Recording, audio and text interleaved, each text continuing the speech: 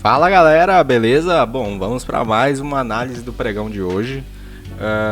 Bem, o que a gente viu, né, o índice fazendo? O índice abriu aqui, né, na região do final do dia de ontem, né, no qual eu tinha sentido essa regiãozinha de suporte na qual eu falei aqui para vocês. E ele ficou numa região de trap, né, entre essa região de suporte e a região da média de 200, né. Então a gente viu uma situação de lateralização. Né, dentre essas duas regiões de força aqui, né? Então, o que isso implica dentro da análise, né? A gente ainda tem, né, o cenário de baixa pro nosso índice, olhando o gráfico de 1 hora, olhando o gráfico de 4 horas, por exemplo, né? Esse cenário de baixa ainda se mantém. No entanto, como o gráfico de 15 minutos ele se manteve lateral, né? Basicamente não deu nenhuma informação tão relevante pra gente, né? Acho que a única informação relevante dentro do ponto de vista técnico é que a gente ainda está abaixo das médias, né? A média de 200 ainda consegue fazer pressão para baixo. Então, o ideal seria, né, que amanhã a gente vê o mercado trabalhando aqui, né, nessa região. Até onde eu sei, o Copom também, né, ele manteve o mesmo avanço da taxa de juros, né? Que agora está 7,75 a nossa Selic, o que implica, né, uma alta de juros, entre alguns fatores intrínsecos a ela, ela diminui o prêmio da renda variável, né? Então a performance dos ativos eles se tornam menos atrativos, né? E dentro de pontos técnicos, a gente tem, dentro de alguns conceitos, que o valor de uma empresa nada mais é do que você trazer o fluxo de caixa dela para o presente descontado da taxa de juros. Se essa taxa de juros aumenta e você mantém todas as outras variáveis constantes, isso implica num valor, né, numa avaliação menor das empresas, tá? Isso de uma forma geral, né? A gente não pode pegar e generalizar, falar que não, todas as ações vão diminuir o preço e tudo mais. Mas assim, de uma forma geral, mantendo todas as outras coisas constantes, a gente tende a ver uma diminuição do prêmio da renda variável. Então, dado essa elevação da taxa de juros do Copom, o que a gente consegue notar? Que a gente ainda tem potencial para favorecer a tendência que a gente já está vendo no gráfico, tá? Não que isso vá acontecer, né, vai depender muito do que o mercado tirar de conclusão disso, né? Isso é apenas uma opinião pessoal minha, mas a gente tem sim um potencial de continuação da queda, né? Se a gente olhar também do ponto de vista de máximas e mínimas relevantes, né, a gente tem essa máxima aqui relevante, essa mínima, a gente tem essa máxima aqui, essa mínima, essa máxima e essa mínima, né? Se a gente fazer a ligação dos pontos aqui, a gente consegue perceber que o mercado está afunilando, né? Tá afunilando. Porém, dentro desse padrão aqui, a gente consegue ver a média de 200 conseguindo fazer pressão aqui para baixo, o que implica na possibilidade do mercado testar novamente a região aqui dos 104.500, 105.000, tá? Essa região aqui ela é super importante. Hoje é quarta-feira, né? Seria ideal que a gente visse uma continuação, ou pelo menos um fechamento aqui abaixo, para a gente validar o rompimento do gráfico semanal que houve na semana passada. Se a gente não conseguir validar esse rompimento, o cenário ainda fica um pouco incerto em termos de curto e médio prazo, tá? Bom, com relação ao índice é isso, o mercado continua em tendência de quedas em todos os tempos gráficos, tirando o M15, né? O M15 ele ainda está num movimento um pouco ambíguo, né? Não está meio incerto, ele está no movimento lateral.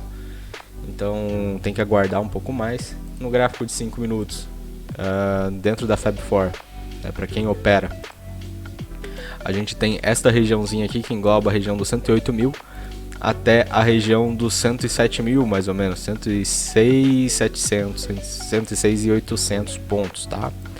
Essa região aqui, por mais que o mercado abra abaixo aqui da Fab4, a gente já tem esse fundo aqui, né? Esse fundo importante aqui. Então o ideal mesmo seria que ele trabalhasse abaixo dos 106.500 para a gente começar a pensar no cenário mais de baixa, né, pro índice.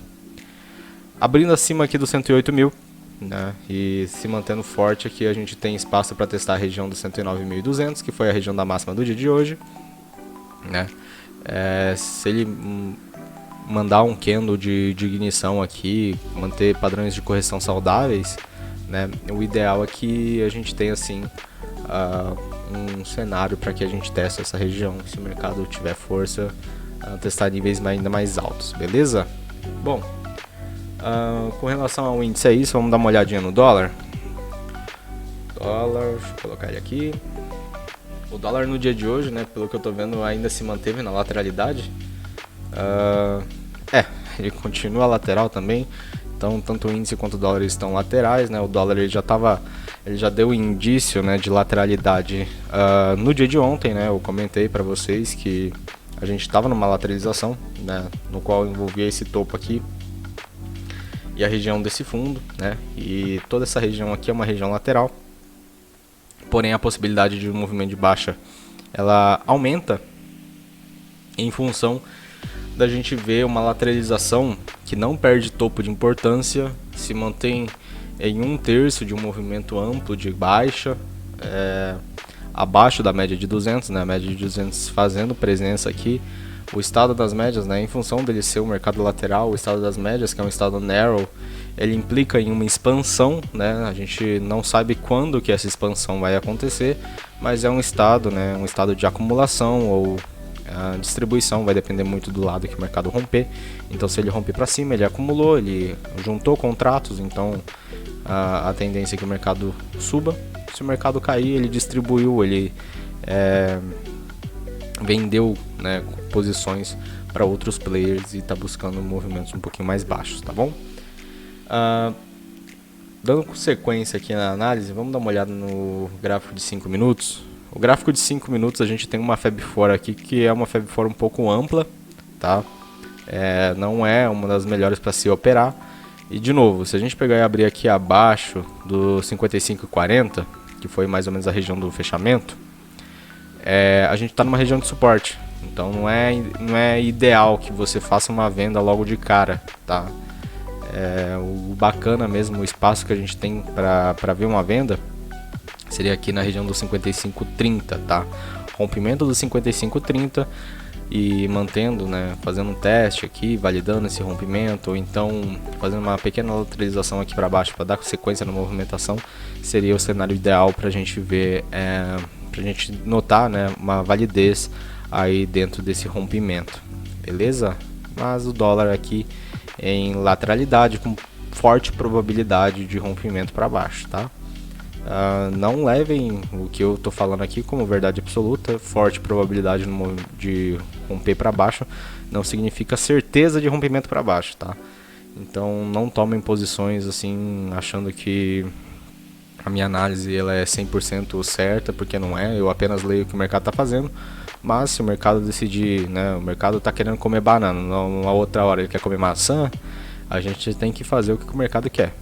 Essa é a verdadeira dinâmica, sem viés, sem nada, sempre neutro em sua essência, beleza? Mas com relação ao dólar é isso, movimento lateral. Com relação ao índice a gente está vendo movimento lateral também, com uma pequena probabilidade, né, uma certa probabilidade, perdão, de um movimento de baixa. E com relação a esses ativos é isso. Eu espero que vocês tenham gostado. Por favor, comentem, se inscrevam aí no canal, deem um joinha, dão essa força aí pra gente.